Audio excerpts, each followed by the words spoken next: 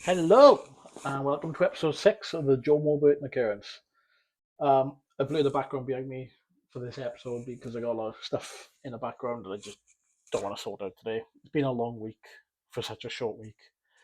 So, anyway, unfortunately for all the haters, I'm still here. I'm enjoying doing this, and I enjoy talking about things I find interesting and adding my own personal experience to the subjects. Not sure my personal experience will always be relevant, but at least I can add my own opinion to it and see if you agree with me or not. It's all good fun.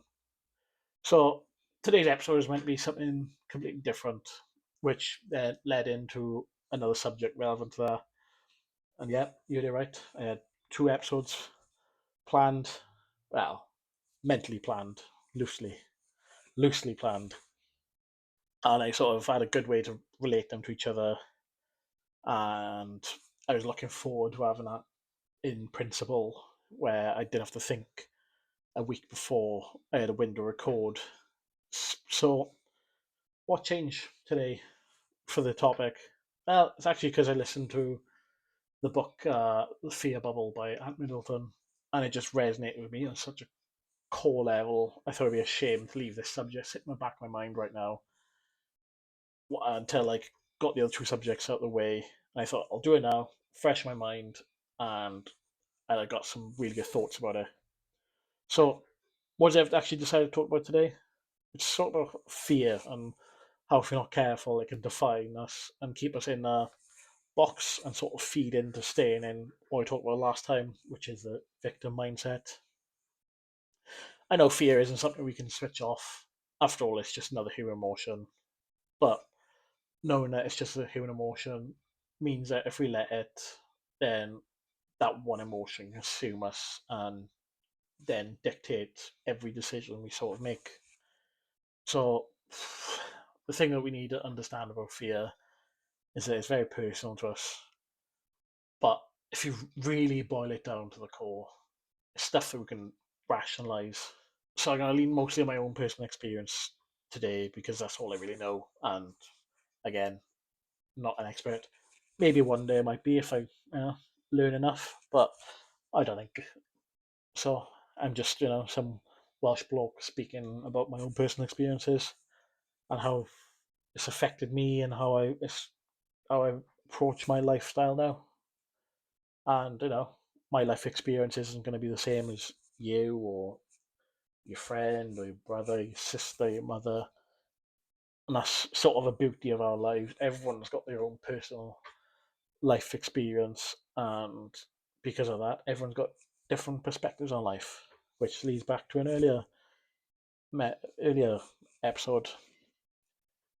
So this will only be to make me more aware if people think I'm wrong, because they can correct me on any mistakes I might make, and then I can learn from it and just move on and be a better human for me.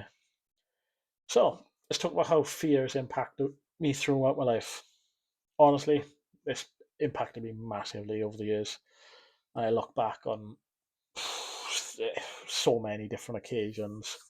I've sat there and I've let fear, mainly the fear of failure, consume me, and then it's really affected my choices in those moments, or even for time after it.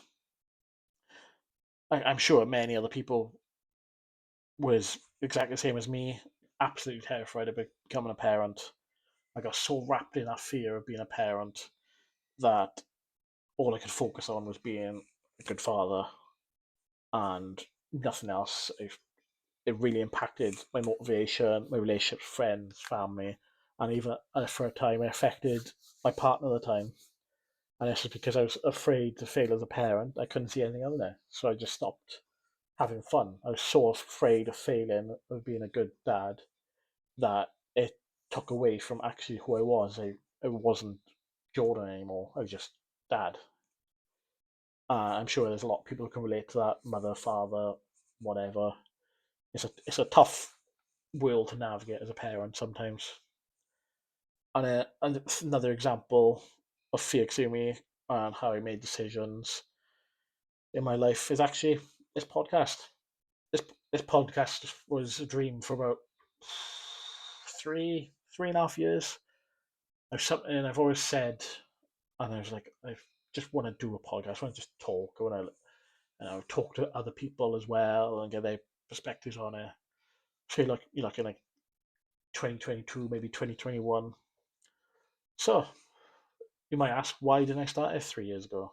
It's because I was so afraid of starting starting to do this, failing, sounding weird on camera, or the mic. I sound really weird on mic, or just think you're talking in a void and then there was no following. I know that might still be the case, but I don't want to be afraid of that anymore. So what actually changed? I just decided to look fear in the eyes and go, "Fuck you." But realistically, I actually just went, I'm fed up of letting fear dictate the things I want to do. So I just decided I didn't want to let that fear control me anymore. I was fed up of being scared of the what ifs, even the ones that I imagine if I do a podcast failed, including feeling embarrassed about trying to do something and failing. You know, that is another spin on that. The what ifs, like what if maybe not a podcaster, but become a successful content creator, it'd be different, you know? You never know what's going to happen in life, so you can't let the what ifs define the decisions you make. So I sort of shifted my mindset from looking at what could go wrong, and then when, it could go wrong, but this could go right, this could go right, you never know. So this doesn't really realistically stop me having the fear that this could all potentially go tits up, and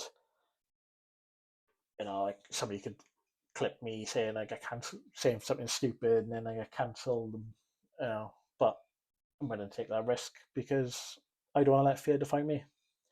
So I'm just trying to focus on the more positive side of it, and I'm really enjoying doing this. I'm enjoying creating content, whether that's just random videos on TikTok, even if it's just a stupid trend, or just uploading a quote to try and help people look at life with a different perspective rather than just focusing on their own single-minded one. So next thing I want to do is talk about a few things from Ant Middleton's book that really like jumped out to me when I was listening to it. So I'd like to take a moment just to talk about it. And the first thing that he said that hit me on like really personal level was that pain and suffering are guaranteed in this life. So let's just take a moment for that to like sink in. And it's one of the few things every human being has got in common. It's a guarantee at some point in our lives we will have to face some level of pain and suffering. And obviously, this can vary depending on the experience, but it's something we all have to face. And we need to be mindful how we approach it. This links into today's topic of fear because I think on a fundamental level, we're all we're afraid of experiencing any pain or suffering. But sometimes pain and suffering shows up on a door with an eviction notice for a safe space.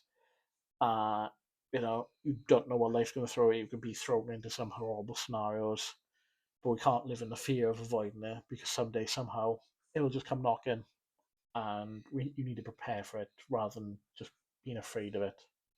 Again, just my personal opinion on it. You may not agree. That's fine. I'm sure we can get up past it.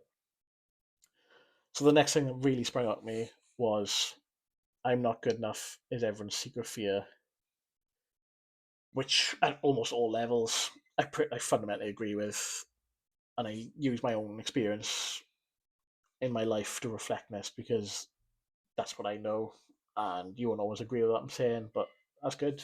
We shouldn't agree with everything all the time, and healthy disagreement and discussions can really help us change our stance on different things in life and move past it.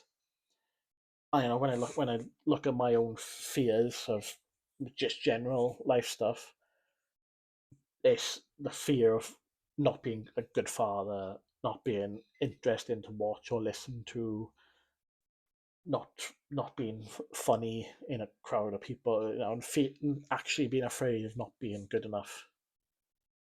And it's not It's not a fix that happens. It's something you just got to carry on working with. And this leads beautifully into the next thing that really resonates with me is that your identity isn't meant to be stone. And I absolutely love this.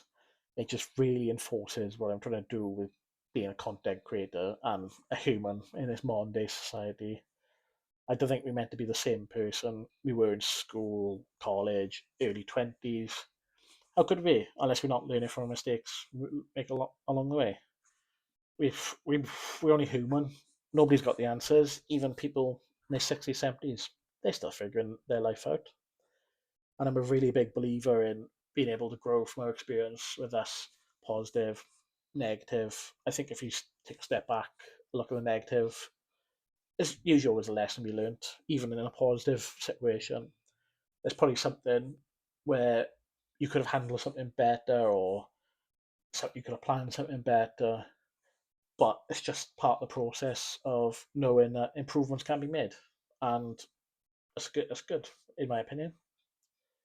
So, one final thing from the book that really helped me sort of get a motivational boost in what I'm doing with the podcast or just making content in general, and it is success is the ability not to let fear and negativity dictate our lives. This sentence here really made me question myself and whether I was letting my fear of potential failure dictate how I was approaching the entire new realm of being a content creator. It really made me step back and reevaluate, and help me go, oh my god, I'm actually holding back in some ways because I'm afraid of people calling me cringy for doing a podcast. You know what? Did call me cringy anyway, but after sitting here and thinking about it for a while, I realise it's not personal, and their opinions don't really bother me that much, because I'd rather be someone who tries to do something brand new and not let my fear dictate my life, because you never know what's going to happen. In my opinion, the people who just completely stop trying because they're comfortable, or they're so afraid of the what ifs, then they're the ones who actually are becoming failures in their own life. So, moving on, in the grand scheme of things, nothing in this world is a guarantee. So why do we all approach life with the fear of not being good enough? I'm not even going to try to answer that one because I have absolutely no idea. Could it be something psychologically imprinted us from a young age, or could it be part of how society works in this day and age? Let me know what you think. But whatever the actual reason is, I don't want to fall into a gang of people who never gave something a go out of the fear of failure. I want to be known for the kind of person who just gave something a go, even if I fail in the process. I'll be proud of myself for taking a step forward and out of my comfort zone and giving it a go in the first place. I hopefully want to imprint some sort of positive mentality like this into the kids, so they can give themselves the best chance with approaching life as positive as they can. And hopefully, people who listen to me talk about stuff I don't really know about, apart from my own personal experiences, I'd love to be that for you as well. So I feel like this is a nice spot to end the episode. So I'd like to thank you all for taking the time to listen to me talk about fear and how we can't let it dictate our choices. So take it easy, and I'll catch you on the next episode of the Joe Morton Occurrence. See you later.